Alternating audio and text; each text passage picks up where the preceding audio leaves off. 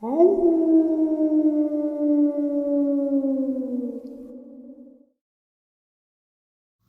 and salutations, everyone. I hope everyone is still doing well, and welcome to today's bonus upload. Before we jump into it, a couple quick links. As many of you may know, I rely on Patreon, PayPal, channel membership, and the merch to help the channel to continue to grow and go. Links to Patreon, PayPal, and channel membership is in the description below. Merch displayed directly under the video. Also, Dogman Frightening Encounters, Volume 1 through 3, the audiobook versions. They were written and researched by Tom Lyons, narrated and produced by me, Jeff Nadolny. These audiobooks, well, they're available on Audible, Amazon, and iTunes, links to which are also in the description as well. And finally, last but definitely not least, if you'd really like to help support this channel to continue to grow and go, simply subscribe. It does not cost a cent. Click the like button, takes half a second. If you don't want to miss out on any of the informative uploads that I put out daily, click the bell icon, and folks, please leave a comment and share the video. Why? Well, because these things really do help the channel to continue to grow and go. They definitely do matter, and they are appreciated. And with that, I have taken far too much of your time. Let's jump in to today's bonus, shall we? All right, everybody. Tonight I have Steph back with us, and he is going to share some experiences with us tonight, or experience with us tonight. So those of you who were upset with just the information, now you guys can get excited for the experiences. Steph, how are you? I'm doing a lot better. Got my blood work and my imaging back this Monday, and there's no new tumor growth, and my biomarkers are within 2% of normal. So looks like I got out of the woods, do some extra imaging over the next year to make sure nothing comes back. And after 5 years, I'm technically in remission, but after 90 days of no cancer, I can finally get my new artificial hip. Good stuff. Good stuff. Ironically enough, my dad's going through a similar thing. He had to, he had some surgery last year, and he needs a new shoulder, but they had to wait until the infection in his leg where the stent was cleared up. Oh, yeah. So in August, he'll be getting his new shoulder. So good stuff on both ends for you guys. So, yeah, it's been a couple weeks since we talked on the channel. Now, I don't know what you want to talk about because it's kind of a surprise to me as well. Like I said in the beginning of this, you want to be surprised, yeah, so you can react to it. Surprise, so I can react. So I'm going to turn the floor over to you, and I may periodically interrupt you, which people love, I guess. No, I'm just kidding. But so, floor is yours, my friend. All right. Before I start, I'd just like to thank everybody who left such nice comments and anybody who offered their prayers towards me. Even though I'm not a religious person, I do appreciate the faith, and I hope they were part of the help. And I noticed a couple of you out there are having sicknesses or recovering, and I hope the best goes for you guys too. So hang in there. And one quick thing I learned in this chemo session was that there's a process called cold capping, where I used a clinic that did it, but they keep your head and scalp with dry ice fog for about 6 hours after chemo, and it prevents the exothermic reaction from killing your hair follicles, and you get to keep your hair. So I'm very happy. That seems superficial, but that made a big difference in how I felt about myself during that time period. So just letting other people out there know that's something that's available. And I guess I'll get started here. I'm going to talk about whip dogs. This is the first time I actually ran across a photophore in the eye. And we were out in North Africa, and we had originally been working on a bauxite deposit with hitchhiker ores, the rare earths, and we had found bags and biffs, which are banded iron formations, and biologically accreted gold. And in that area, a lot of people don't realize that 80% of the world's iron supply comes from old microorganisms that used to use iron atoms as a molecular switch for their ATP, ADP mitochondrial reactions. And there was a lot of algae in old seas in that area that used gold as an electron switch in their ATP, ADP. So it's a biologically accreted gold plains. So there, if you can find a layer of that, you can find a huge amount of gold from South Africa all the way up into the center of Africa and even further. So enough geology. We were on a plateau and we were operating up there, and we had a nice series of connexes, which are the big freight containers. Those are usually organized into a semi-fortified situation, and so that's just a general overview of what we were doing. So it was somewhere in the second or third week. There was a large amount of noise and a bit of gunfire from the south side, and a lot of us went over. There were no insurgents in the area at that time, so we were a little bit surprised, and none of the lookouts had said anything, because we have indigenous hunters and lookouts out there that help keep the animals back and give us a heads up if militants are coming in. And so a lot of us ran over there, and by the time we got there, there was something on the ground, big. Not like super big, but like about caniform, as I've said. It's about 4 foot at the shoulder, and it's probably about 5 feet long, not counting the tail.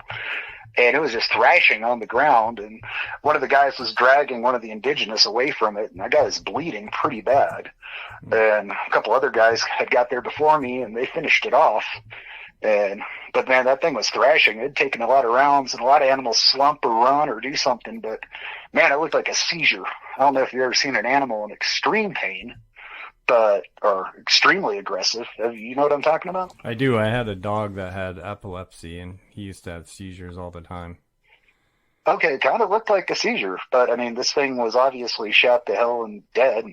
But I mean, it went down hard, but I mean, not any harder than like an oversized melanistic hyena or something, but it went down hard. And a couple other guys started pointing out there and taking a couple shots, and I can see at least 4 or 5 of these things moving around the perimeter. And what's really weird is they have a hunched back that's pretty big, and they're walking and moving like dogs and running back and forth, but their tail is really long, and it kind of, you can almost see the sacral vertebra sort of aspects through it. So it have really strong tails, but you could actually see the ridging of the tailbone. And not at that moment, but, just later study. And there's a lot of them out there. And other people started yelling up that they're all around the place. And so we're all actually falling back to the interior of the connexes, or they're surrounding us. And the connexes are surrounded by HESCOs, which are those giant wire baskets you fill with rocks. You familiar with those? Yes. Yeah, and so to anybody in the armed service out there listening, there's nothing worse than filling HESCO. So I'm with you on that. That sucks when we were setting that up. But yeah, so I mean, we got limited ingress and egress, and we're sufficiently gunned, so I'm not too worried. But there's a lot of them, and it's about an hour before dusk. We're on the edge of the Sahara, so we get a long light, and the weather's stable. But yeah, I don't know what these things are. I mean, they look like hyenas missing fur, except they're, back. I guess they look more like greyhound or whippet, but like super big. Okay. Does that make any sense? Yeah. Yeah, kind of that structure, except they're like, they kind of have that hunched shoulder and the head's down a little bit, sticking forward. Yep. And their tail is weird because the tail's angled down. Not like straight down, but, kind of angles down. And the tail is about another 2 feet off the body, but those tails are strong. They're like Rhodesian ridgebacks. They'd be running, and then they could change direction like 90 degrees going really fast. So we had no idea what we were dealing with. So we were shooting them out, and they wouldn't go away. And there was a lot. I have no idea how many were out there. So we had already called back into base, and we were told them what we were dealing with, and I was like asking them what's out here and what these things are, because none of us know what they are. And they said an EH team would be out, which is Environmental Hazards Team. And those are G1 or Gamma 1, and we're Gamma 2. So Gamma 1s get a lot more money, and they're usually permanently bound to a governmental group. So I never wanted to go that high, because then you're in for life. That would suck. But yeah, they got out there pretty quick, because we were only about, I think we're only about 20 miles from one of our actual forward base areas. So they got out there really quick and sat down, and yeah, they pulled a lot of us aside, and they saw what was going on. They asked us questions, and then they said, we got it. And they all loaded out, and 2 more copters came in, and there was 3 Gamma 1 teams total. And yeah, they got their gear, went out there and started shooting the shit out of them. And we stayed, excuse the language, but we stayed back at the Connex area, and a lot of us stayed up top on the Connexes. And we had a couple technicals, so we put the mod deuces on the back of the technicals aimed out to the areas we were worried about. And not much happened after that, and we provided support. Anything got by and came our way, we'd plunk it. And after a while, everything had calmed down, and we got back to some basic work that we could do inside the area. And so I grabbed some rack really quick and slept, and by morning the EH team was back, and they were clearing stuff out, and they actually gave us restriction zones that we weren't to go out to, and stuff like that. And it was like, all right, can I get a blood sample of one of those things? And the guy's like, yeah, go ahead. He laughed, and I was like, huh, okay. A little side note, during the night, the individual that had initially gotten bit, who's named Kasai, he actually developed an anaphylactic reaction. Really strange. The allergic reaction, pretty extreme. To the bite, or was he bit? Yeah, or around. Okay. Yeah, no, his whole forearm was just torn to shreds. Wow. And it was swelling up pretty bad, and apparently he started developing anaphylaxis about half an hour after that. They hit him with epi and a couple other things and stabilized him pretty quick, and they got him out on one of the helicopters. So, he actually did fine, but that was really weird. So I was a little bit nervous, and so we just took on contact handling. So basically don't touch it. Right. And, so I did manage to, go ahead. So when you approached the scene, the creature was already, now what did you call it again? I'm sorry. Well, I found out one of the H guys called it whip dogs. Whip dogs, and, okay. Yeah, named after their tail. Okay. And one of the indigenous, one other guy claimed, because I didn't understand what he was speaking, unfortunately, but one guy claimed he was talking scorpion dogs, but there was no sting on the tail or anything. And right. But they reminded me a lot of Rhodesian Ridgebacks when they run. They didn't look like them, but Rhodesians and pit bulls have that super strong tail, which they can actually jack their direction of travel in almost instantaneously. Yeah, yeah. Even when they're just, wagging their tail, pit wagging its tail, and it hits you in the shin, you're just like, ow. So when this thing is on the ground, is it making any noise? Was there, what was the vocalization of the one on the ground, and I guess the vocalization of the ones that were surrounding you? The best way I can describe it is if you take all the fox craziness that fox noises make and tone it down and give it more rasp, it's very fox-like, but deeper and raspier. And they did seem to, I can't say this for sure, maybe I'm anthropomorphizing again, but it did seem like they had a call response, at least knowledge or language. I don't want to call it a language, but they had a call response system. Like wolves got a call response system, coyotes and all that. But yeah, they definitely seemed to demonstrate a call response system, but it wasn't anything I was familiar with, but it had the pattern, and they did seem to be signaling each other to a limited extent. And during the nighttime, we did notice a lot of eye glow. It was pretty creepy. Now, was that through your night vision, or just standing out in the dark looking like they were? Just standing out in the dark looking, but we weren't going night vision too much. We actually have heavy halogens in the area, and we just lit the area up like a football field at night. And so NVG is not very good at that point. Now I'm sorry, what were you gonna say? I was gonna say FLIR still worked, forward-looking infrared, but they were actually seeable on forward-looking infrared. Like predator vision. Right.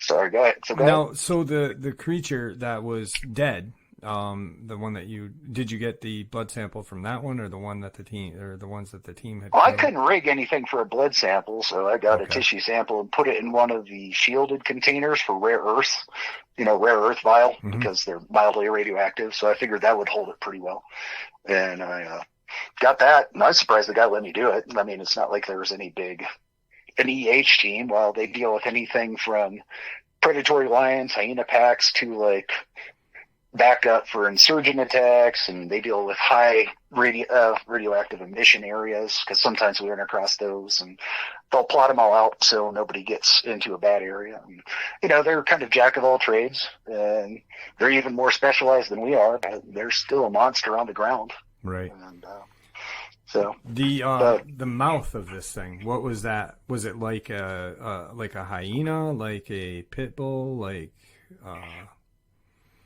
Really, the closest thing is like a combination of jackal and coyote is the best way I can describe it. So narrow, you think? Yeah, it's very narrow, okay. And had a lot of power. I bet its jaw power was on par with that of a very large wolf. And they're pretty, they're pretty tall, but they're rangy, but they're obviously pretty heavy. I have no idea the weight, but I know they're about 4 foot at the shoulder, and they're about like 5 foot nose to butt, and tail's got another 2 feet on it. But what's really weird is they have micro fur.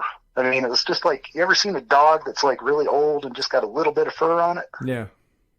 It's like that, and their skin wasn't like super dark black. It was like, the underside, if you take the fur off some animals and they're black, that kind of like dull grayish black that reflects light a little bit. Yep. Yeah, it was like that. Hmm. And so what was really interesting is when one of the guys, EHs, came back before I went to bed, he actually was like looking over that thing, and I was over there with a couple other guys, and he's like, "Hey, you want to see something screwed up?" And we're like, "Yeah." And he pulls the eyelids back, and there's a small rim along the upper lid inside of the eye, which barely comes out, and a couple more spots going across the top that were glowing red. When I was like, "What the hell?" And he explained to us that those were inward-facing photophores, and that's the first time I learned about that. Wow. And really cool. It's like a dying firefly light, except red. Does that make any sense? Yeah, that's interesting. Except it wasn't making the eyes light up, but it was dead. But right. There's still biological reaction in a photophore for days afterwards. So, all right, so go ahead. No, that's just crazy. It's really cool very strange. So these guys have obviously dealt with these things prior. EH teams are environmental hazards, and even if for insurance purposes, other than normal encounters, be they unexplainable, monstrous, or otherwise, are technically classified as environmental hazards under our insurance bond. So if they're under our insurance bond, they're in known quantity, and the EH team knew exactly what they were dealing with, or at least felt confident, and they didn't get hurt at all, and they cleaned up the whole area. Right. Apparently what had attracted them, they think, or that I at least got out of one of the EH guys, was that there had been a large poaching drop in that area, probably about 3 miles out. And a lot of people had poached out a lot of stuff, or they'd taken a lot of animals and taken what they need from them and took what they wanted back and left a big carrion pile there. And they said, carrion pile's what's attracted them, but they wouldn't go into any more detail. Right. And I was like, that's interesting. So they kind of came like sharks do to the scent of blood, and then just kind of spread out a little bit. Yeah. And I talked to a couple of indigenous, and they just called them, it translates to whip dogs, or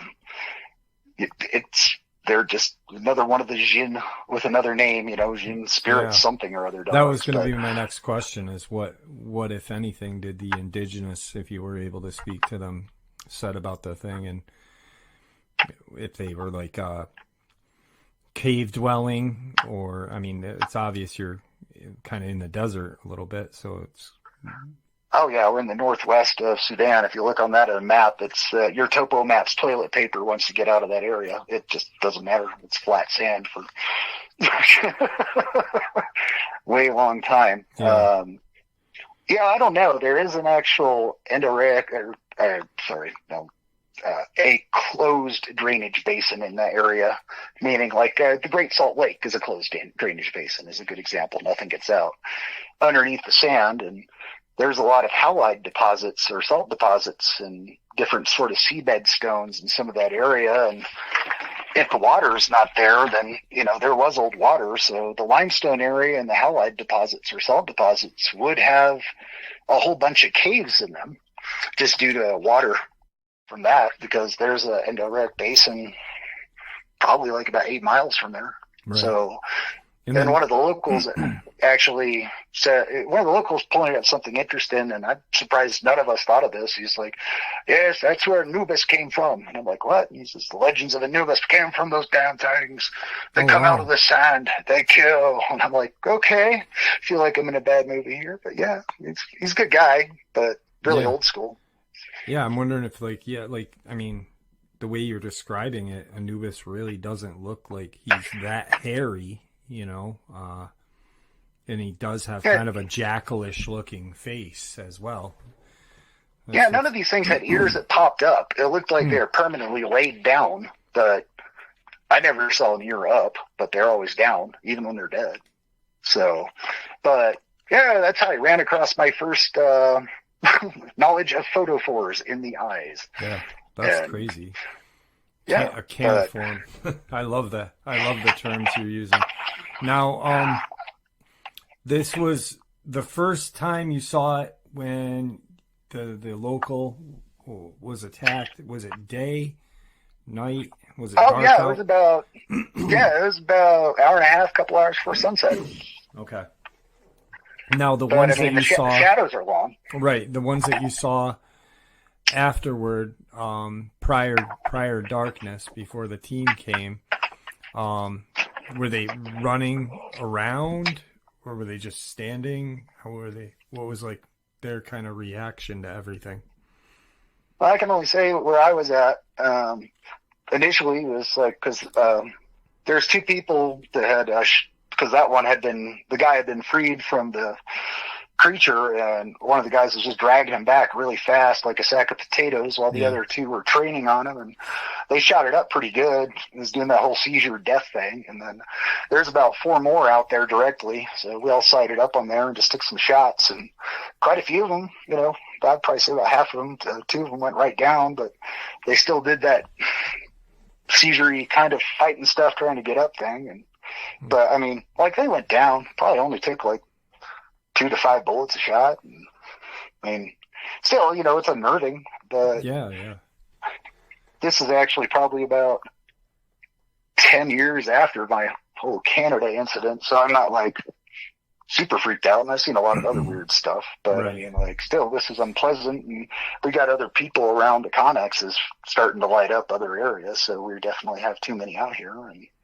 I never felt we were at super direct risk, but unknown is really bad because I don't know the variables and no one does. Weird can get you killed quicker than skilled forces. Yeah, because you have no idea what to expect, so it's just it's a learning exercise at that point for you guys, how to react and act with these things. There's a lot of that local shrub. We call it Moses bush because it puts out so many fumes during the summer that are ignitable. You can actually a rock sparking it, or you throw a flare in there, the whole place just blows up. That's how it propagates at sea. So they're jumping in and out of the Moses bush and going down in different areas, and they're using cover, but I mean, I never felt they were a tactical threat or a skilled threat. They're obviously, by myself in the desert, I would not like my odds, but we were well established. So, but it was still, it was unpleasant. But we had a lot of support there in very quick time, and we had everything mitigated. Other than the guy having the anaphylaxis, what there was happened? no other issue or incident. Did you see him after he left? Did he come back, or? I mean, he came back he came back pretty quick, but I don't remember exactly how long it took him back, but it was a lot shorter than I would have expected. I mean, people in the desert don't bleed out. It's part of a genetic thing. Their bodies, just water conservation-wise, they clot fast. Okay. So, that's not a racist comment. That's just adaptation to the environment. It's right. true. No, I'm thinking of the anaphylactic shock thing and what maybe it caused that. I wonder if it was a kind of the kimono dragon has kind of a bacteria in its mouth. Maybe that's what caused this, because of a bacteria in its mouth. Yeah.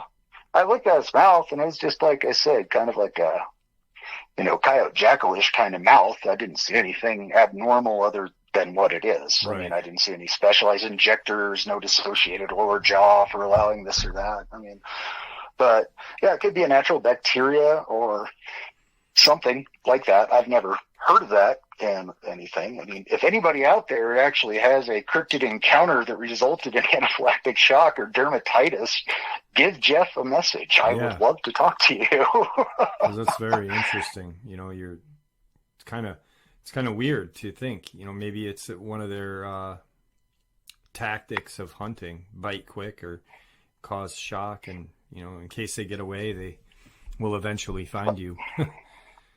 Oh yeah, that guy was definitely in shock. I mean, like, it didn't seem to have much fear of people coming up on it. I talked to the guy who gunned it first, and he just saw like the guy getting taken down, and he just, you know, you don't have much time to look at stuff, so you're just like, there's a creature on a person, take some careful shots, and, you know, that's what he did, and the rest of us came into the area. So it's interesting. I mean, the tissue sample just wasn't, I mean, I have equipment for looking at rocks, and, you know, we have some very fine level, you know, even that projects up to a television screen. So it makes it really easy to actually look at the ore bodies and look for, you know, macro, micro expression of the atomic structure. So, you know, we look for various things, and it ranges from 500 to 5,000 times viewing. And you have to be so careful, because we have a tiny little worm gear system to move it around at 5,000 magnification, because you try to move it by hand, it's just going to look like you cover 300 miles in one shot on the screen.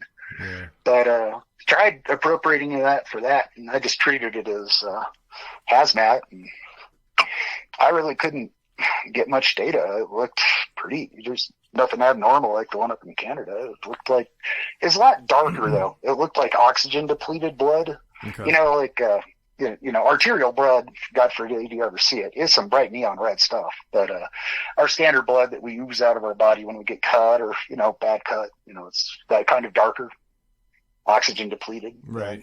Whole thing looked like that. And man, I wish I could have done a lot more with that. But when the team, you know, when the team cleaned it up, did they use any special, or did they just kind of clean them up? They didn't put them in any kind of containers or any kind of like plastic, whatever? They tarped the one in the base, they just tarped the hell out of it and threw it in the chopper. And there's some Chinooks and a couple other bigger transports that were going out to the area and they landed one of the smaller transports, like right in the center. The other ones were going out there and going in, and they're picking stuff up on the underside. So they were doing a bottom haul for a lot of stuff that I could tell when one went by us. But, right.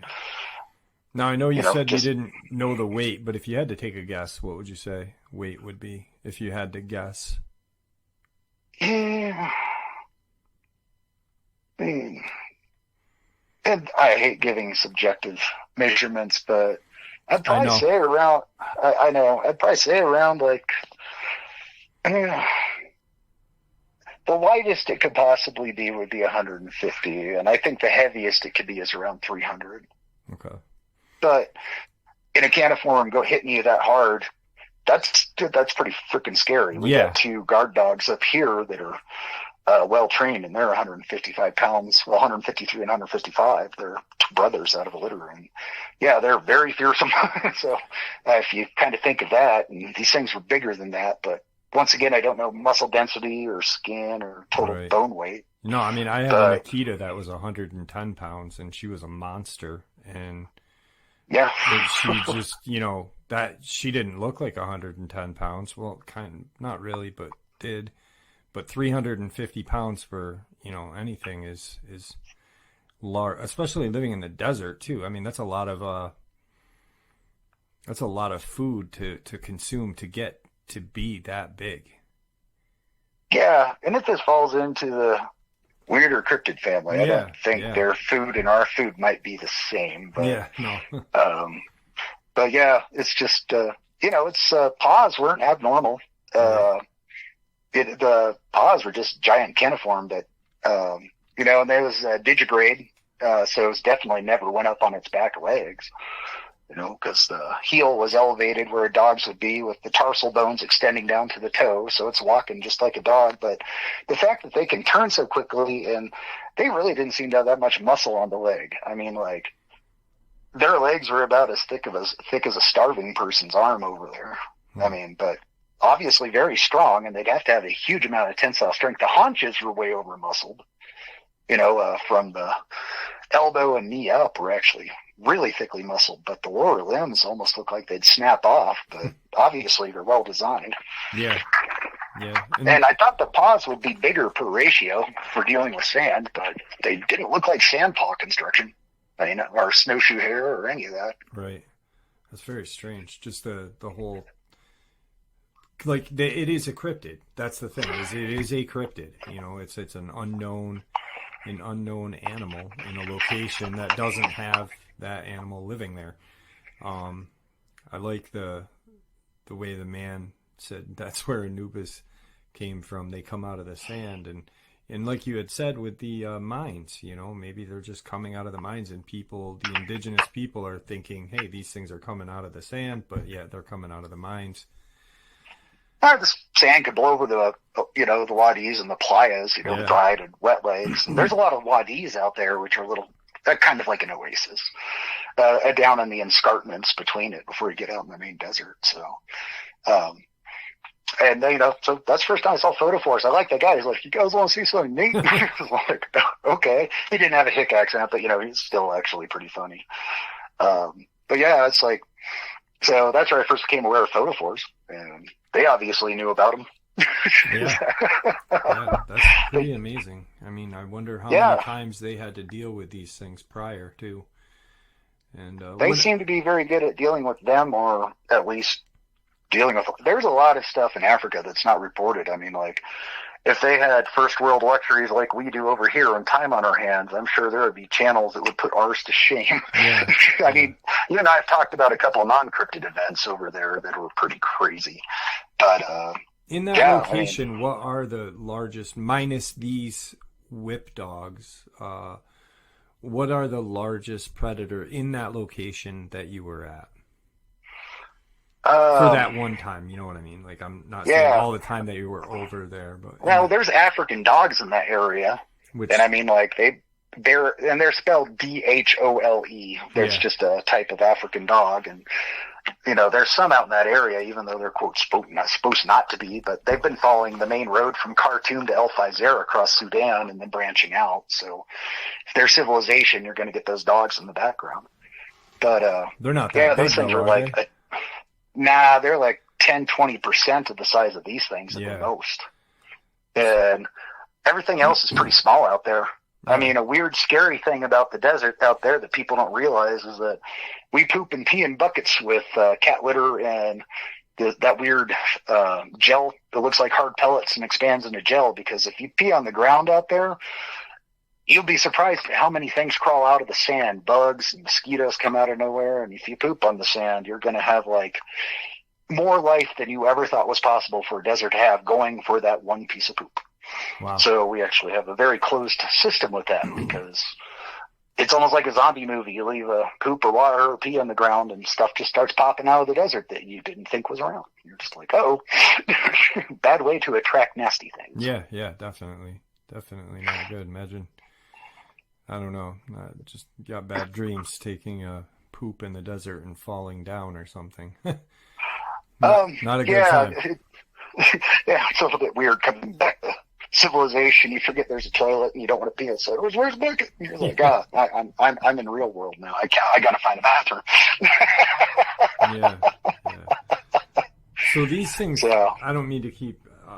Go. But these things are like, I'm just. Because I've never heard of it. I've always known that there were, and you and I have had conversations outside of what we've recorded, and we've talked about. Oh yeah.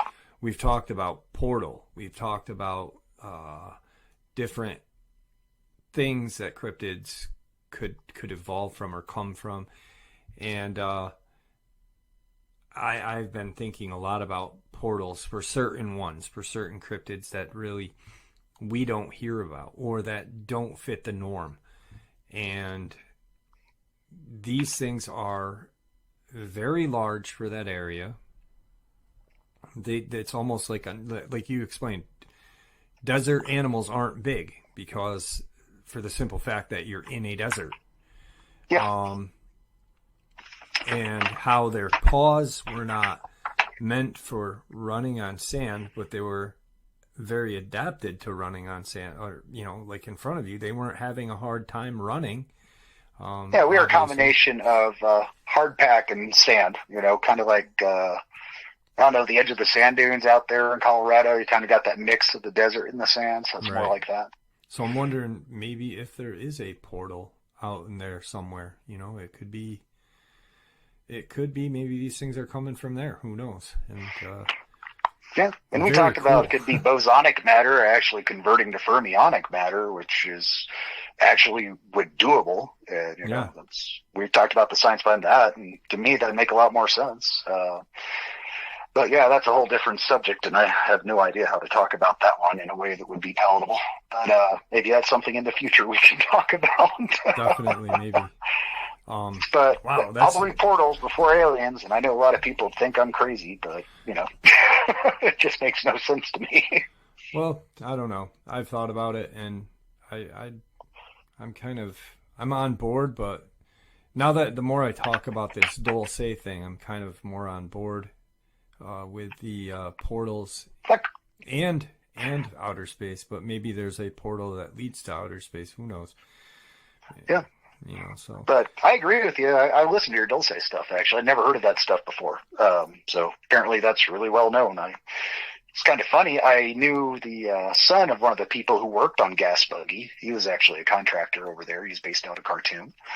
But he never talked about any of that. But that was kind of interesting to hear that. Yeah, it's very interesting stuff. It's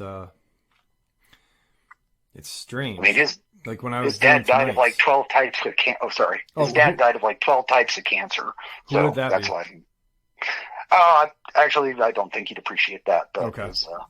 His father worked on Gas Buggy as a technician and stuff like that, where they're doing a lot of geological assay and clearing. So he wasn't like super rank or anything, but yeah, he died of like 12 types of cancer. And his son really liked the work and had government connections and got to be a Gamma 2 and he went on to Gamma 1, I think. So anyway, cool. Sorry, I didn't interrupt. No, you didn't.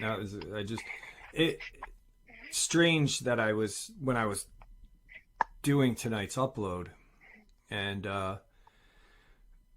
something popped into my head with how the people were being labeled as missing or, you know, unexplained death or whatever, and I was like, it's just, you know, it falls into what we're going through right now, you know, in modern time. I mean, it was only 50 years ago, but, you know, maybe the government and whatever has the government made pacts with are back at what they were doing back then.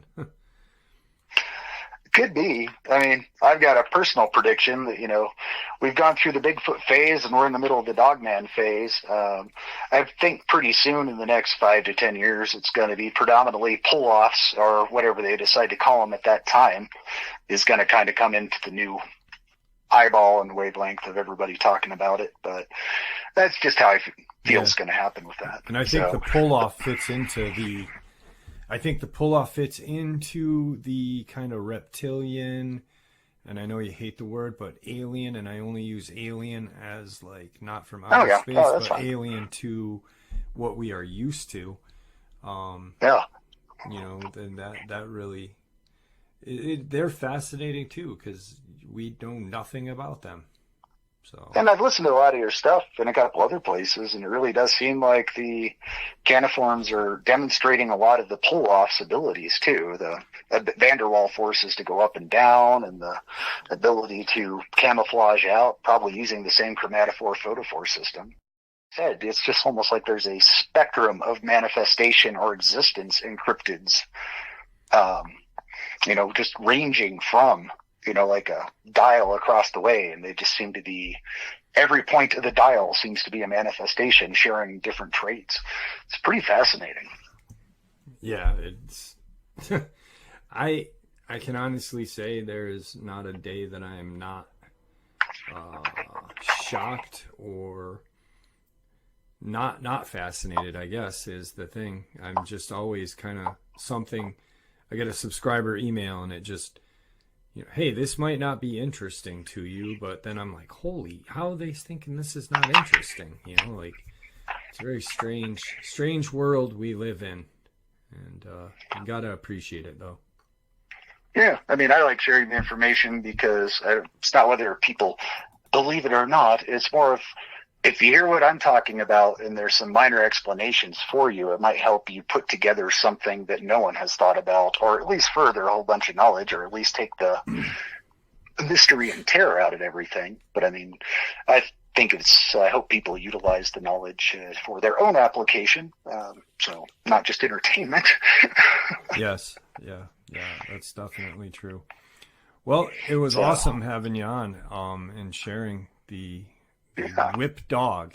I really enjoyed that, and I think I'm gonna think about that and kind of look at some encounters differently now when it comes to just quadruped canine like creatures, and kind of compare, hey, maybe this is something I kind of want sorry. No, I'm sorry. I kind of want to just go and I wish that there was a way of locating some, like you said, if Africa had the modern technology we have, the encounters coming out of there would be insane. Yeah, they would be. Actually, I still have quite a few friends that I keep in contact with over there. That might be something interesting for the two of us to explore. Yeah, definitely. See if I can get any of their encounters and gigs and overall. But yeah, well, thanks everybody for showing up for the show, and I hope you guys do well, stay well, and hope you're nice to each other and you find cool stuff to learn. And if you find cool stuff to learn, let Jeff know. And share it, please. Yes. Steph, it's always a pleasure. Don't hang up. I want to talk to you after. And thank you for sharing your experiences with us. Right on. Everyone take care. Bye-bye. And there you have it, folks. I do hope you all enjoyed today's bonus as much as I enjoyed sharing it with you. I'd like to thank you for supporting the channel. After all, it is your support that helps the channel to continue to grow and go, and what gives us all a place and a chance to share our experiences and theories judgment-free. Everyone is simply treated with the respect that we deserve. Please stay safe, happy, healthy, and ever vigilant, keeping an eye on our children, pets, family, and our friends. These creatures are real. These events have happened. Share this information with those you love and care about, and it may just help save their lives someday. Until next time, never stop asking questions. Never stop searching for the truth, and God bless you all.